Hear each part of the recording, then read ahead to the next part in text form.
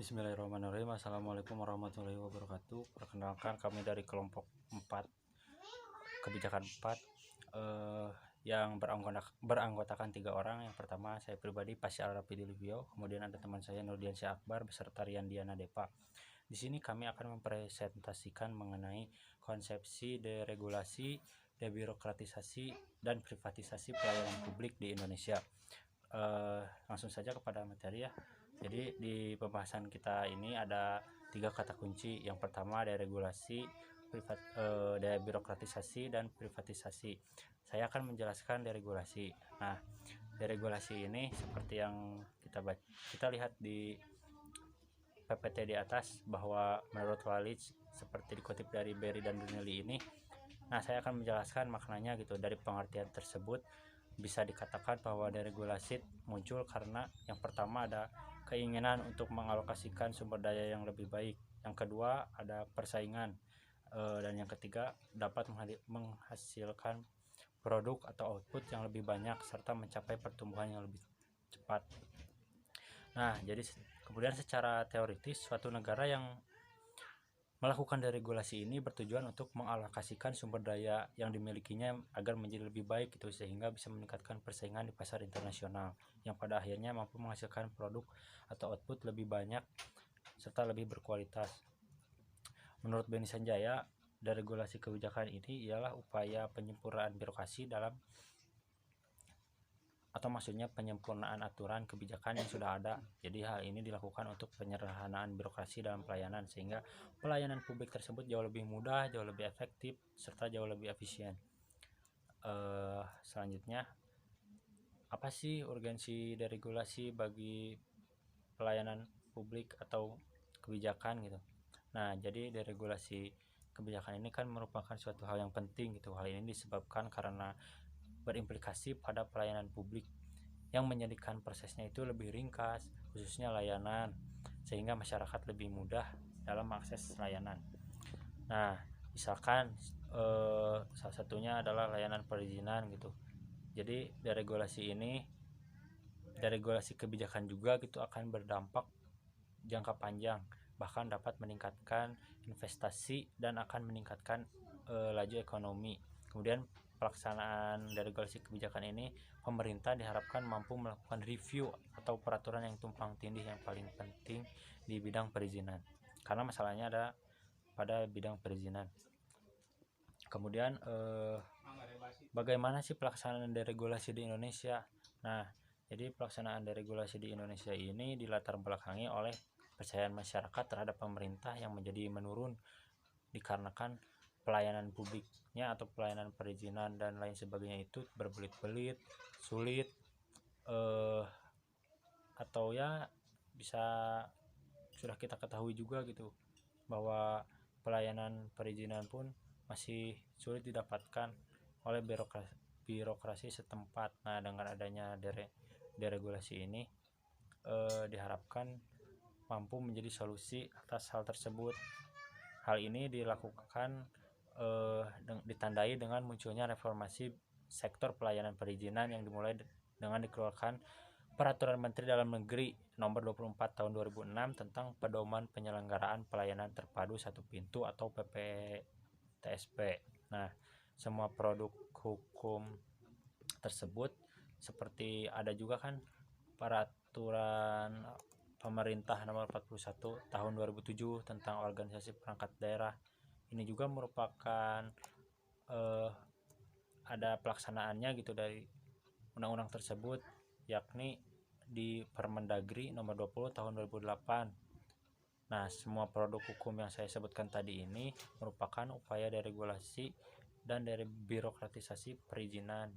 Jadi deregulasi dan debirokratisasi perizinan usaha ini adalah kebijakan yang diambil oleh pemerintah untuk memperbarui proses penyelenggaraan pelayanan, entah itu pelayanan perizinan, khususnya perizinan sih kepada masyarakat oleh pemerintah selama ini yang dirasakan menghambat atau tersendat gitu. Jadi untuk disempurnakan kembali, makanya dibuatlah peraturan-peraturannya tadi. Nah, dengan adanya produk hukum tadi gitu, yang khususnya adalah pelayanan perizinan terpadu yang merupakan implementasi dari reformasi birokrasi yang dilaksanakan, maka ada timbul dua kubu. Yang pertama, kubu yang pro terhadap pelayanan perizinan terpadu, dan yang kedua ada yang kontra dengan pelayanan perizinan terpadu. Nah, untuk penyelenggaraan pelayanan terpadu satu pintu ini, kelompok yang kontranya mendukung karena kelompok ini melihat pada respon yang baik dari masyarakat maupun aparat pemerintah di beberapa kabupaten atau kota terhadap keberadaan pelayanan terpadu. Jadi menurut mereka dengan adanya pelayanan perizinan terpadu ini bisa lebih merujuk kepada pemerintahan yang baik atau good governance, sehingga bisa menekan tingkat terjadinya kolusi dan korupsi. Kemudian kelompok kedua adalah kelompok yang menentang keberadaan PTSP ini. Jadi mereka menganggap bahwa pelayanan terpadu tidak akan berjalan efektif karena instansi hanya memindahkan orang dan tempat. Ya, mungkin pendapat orang berbeda-beda, tapi kita harus menghargai semua itu. Maka dari itu sekian penjelasan dari deregulasi. Selanjutnya akan dilanjutkan oleh teman saya. Terima kasih. Assalamualaikum warahmatullahi wabarakatuh. Nama saya Nurdiansyah Akbar dari kelompok 4. Di sini saya akan menjelaskan tentang debirokratisasi. Debirokratisasi merupakan salah satu dari sekian banyak cara untuk meningkatkan pelayanan secara maksimal kepada masyarakat demi terciptanya good and clean government. Berbagai kegiatan yang menyangkut dengan proses pelayanan publik akan mendapatkan tempat yang semestinya. Bila debirokratisasi dapat berjalan dengan baik dan reformasi birokrasi benar-benar dilaksanakan dengan sungguh-sungguh. Melalui konsep menemukan kembali pemerintahan yang dapat digunakan untuk reformasi birokrasi dalam pengelolaan pelayanan publik dari beberapa pengertian dasar terkait teori maupun praktek birokrasi. Maka dapat disimpulkan bahwa birokrasi berasal dari kata bureaucracy yang mempunyai makna dari administrasi yang dicirikan oleh kepatuhan pada aturan, prosedur, dan jenjang kewenangan, sehingga sering mengakibatkan kelambanan kerja, kerumitan perolehan hasil, dan penundaan gerak. Dari kata itu kemudian diturunkan menjadi birokratisasi yang berasal dari bureaucration yang bermakna hasil tindakan yang berhubungan atau yang bercorak birokrasi. Melakukan hal yang sebaliknya, keduanya memiliki makna yang sama, yaitu upaya peningkatan terhadap efisiensi. Menurut Morgan dan Albury dalam Prasojo 26, debirokratisasi adalah pembentukan dan implementasi dari proses produk, jasa, dan metode baru yang dapat menghasilkan peningkatan yang signifikan terhadap efisiensi, efektivitas atau kualitivitas keluaran dalam penyampaian layanan.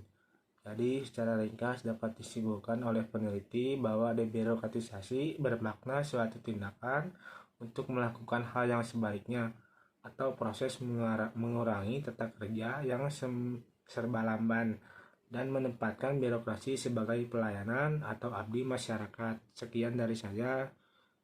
Wassalamualaikum warahmatullahi wabarakatuh. Assalamualaikum warahmatullahi wabarakatuh.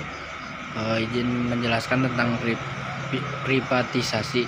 Privatisasi layanan publik adalah pemindahan kepemilikan industri dari pemerintahan ke sektor swasta yang berimplementasikan kepada dominasi kepemilikan saham akan berpindah ke pemegang saham swasta. Nah, privatisasi juga menekankan pentingnya perencanaan untuk menghadapi persaingan dan tekanan bisnis. Privatisasi juga penjualan saham persero baik sebagian maupun seluruhnya kepada pihak yang lain atau yang bersangkutan.